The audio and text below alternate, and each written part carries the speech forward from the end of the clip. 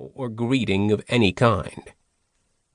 The Klin, as a habit, would perform a small bow when greeting their kind or dignitaries of other races.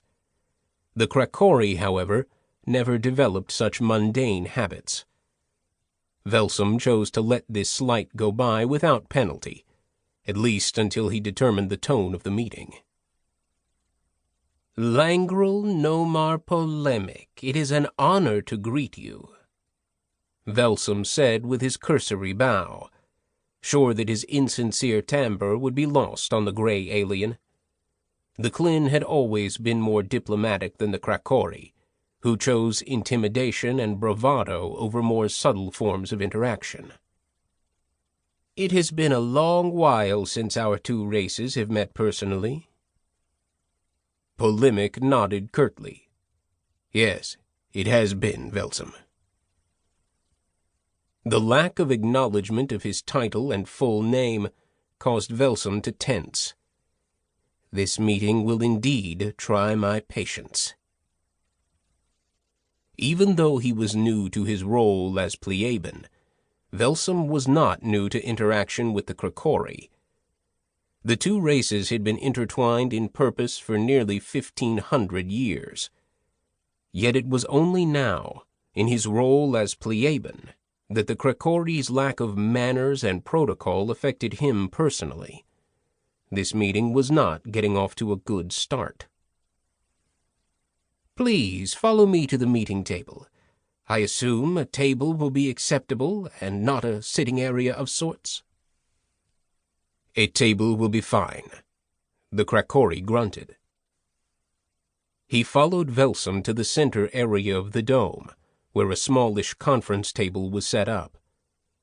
The surrounding area lining the glass wall of the dome was filled with atmosphere modules, a food preparation center, and half a dozen small sleeping quarters. The Klin arrived on the moon a week before and constructed the shelter, providing a neutral location for the meeting. Now a small contingent of Klin occupied the settlement, not counting the 20 representatives of the Quorum race who manned the flash cannon. Those creatures were housed in a separate underground bunker, unseen from orbit and undetectable to scans. If this meeting were a ruse of any kind, the Krakori would not leave unscathed. Once both the Plebeian of the Klin and the Langrel of the Krakori were seated, ushers brought drinks and small plates of appropriate appetizers for each. Velsum sampled the drink, while the Krakori leader sat straight-backed and stone-faced, staring at the Klin leader. Finally, Velsum had had enough.